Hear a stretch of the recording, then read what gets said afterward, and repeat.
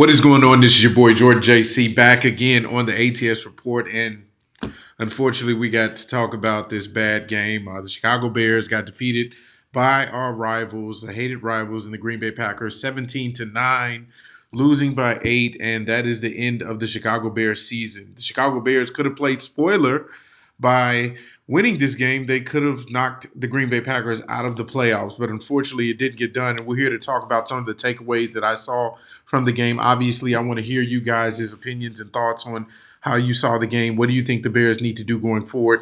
But let's just get into it. Obviously, we're going to start with the stats. We saw JF1.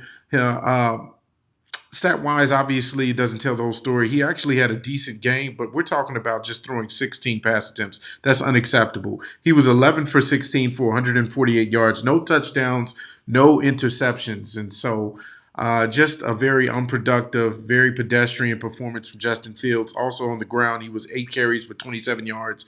The run game wasn't there as well. Khalil Herbert had a very bad game, 12 carries for 28 yards, under 2.5 yards per carry. Roshan Johnson was the best back, if you want to call it that. He had 5 carries for 20 yards with 4 yards per carry average.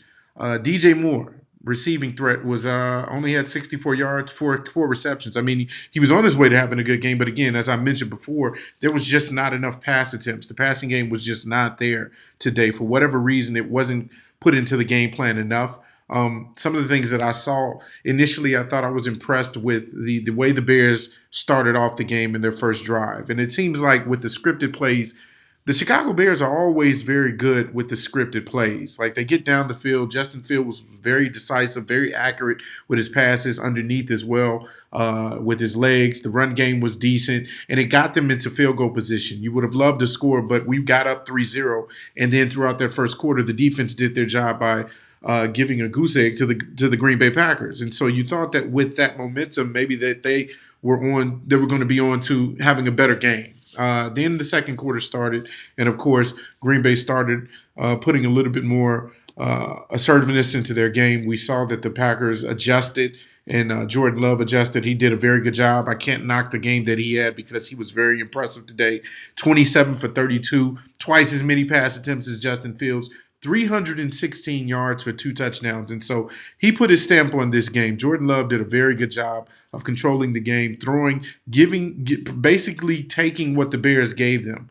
Bears played a very conservative, soft type of coverage on the Packers throughout the entire game that I wasn't impressed by that. It seemed as if they didn't want to allow the big play, which is what a lot of their defenses are, but they allow the dink and dunk plays. And if you're going to continue to allow that, then they can just kind of just small ball you to death down the field until they get in the position to either kick a field goal or score a touchdown, which they did. So I think Jordan Love did a very good job of managing the game and actually being a very important part in why the Packers were in control of this game. And so you got to give kudos to him. Jay Reed, man, he had a very good game. 4 receptions for 112 yards, 28-yard average. He was picking apart the defense as well. And so all in all, the Green Bay Packers on all phases did a very good job, defense, offensive-wise. Again, I was very alarmed by whatever the game plan or play calling was by Luke Getsy. I don't know what it is that he might have saw that shied him away from using Justin Fields' arm. But I was not happy with the amount of pass attempts that Justin Fields had. 16 is that's unacceptable. That's inexcusable in this era of NFL where everybody is passing, every quarterback is passing at least 30 to 35 to 40 plus times a game. And so that right there, what kind of game plan did you have? Especially coming out of the half too. That was another thing. The Bears stopped the Green Bay Packers going into the halftime, or right before the halftime, with a very good heads-up play by Tariq Stevenson by not allowing the wide receiver to go out of bounds, and the play clock just went out instead of them getting a field goal because they were in field goal range. But that I thought that was the momentum that would have propelled them into having a little bit more of an aggressiveness coming out of the half, and then they don't pass the ball at all in the third quarter. That is unacceptable. And so I think Luke Getsy needs to be held accountable for that because I think that's a direct result of play calling. And so I think that's something that as you go into the offseason, you evaluate that within this game. Because we're talking about Justin Fields being in the hot seat, or rather being evaluated as to whether or not he's going to be the quarterback moving forward. Well, I feel like he didn't even get enough of a chance to showcase whether or not he would be our QB1 going forward, whether it be because of offensive line deficiencies today, that was atrocious, or the fact that he didn't get enough chances to actually pass the ball. So all in all, I thought it was a very underwhelming game. Another point I wanted to make, a couple points more, is Eddie Jackson. I think it's time to move on from Eddie Jackson. As much as I appreciate the overall body of work in his career as a Bear, you starting to see that Eddie Jackson is a liability. He's kind of an all or nothing player. There's many times in this game today where he was not wrapping up, not tackling in the way that you're supposed to tackle. He kind of used his body as a bowling ball, just trying to knock into people and jar the ball loose. I thought that was not a very good tactic. He was getting abused. He was getting taken advantage of by Aaron Jones and all the receivers when they were coming his way. And then, two, the refereeing when it came to Justin Fields and protecting the quarterback. We always talk about this throughout the entirety of the season, is that the refs apparently are treating Justin Fields, just because he's a bigger, stronger, and faster quarterback that uses his mobility a lot and is good at it, that they treat him as if he's not a prototypical quarterback.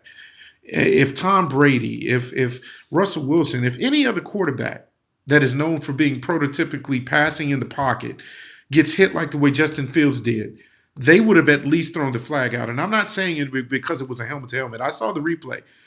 The defender actually did a good job of leading in with his shoulder. It looked worse because Justin Fields' head bobbled, kind of knocked off the ground and kind of bobbled a little bit.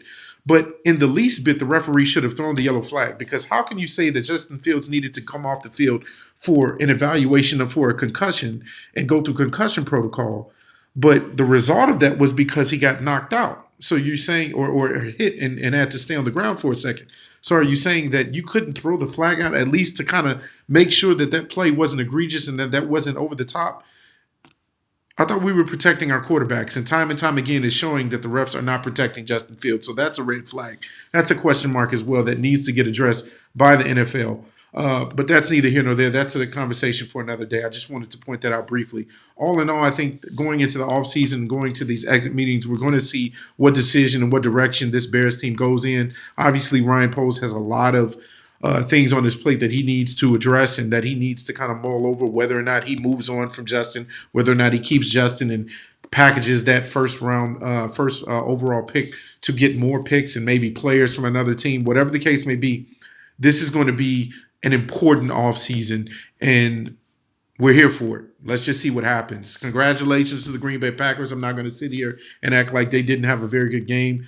The way they played, they deserve to get into the playoffs, at least into that wild card. And so congratulations to them for making the playoffs. I think that the Bears going forward are going to continue to improve as a team, but today was just a horrible showing.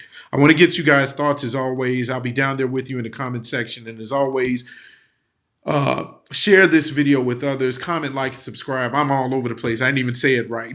Show some class. Comment, like, and subscribe. Share this video with others. And I'll see you guys on the next ATS report.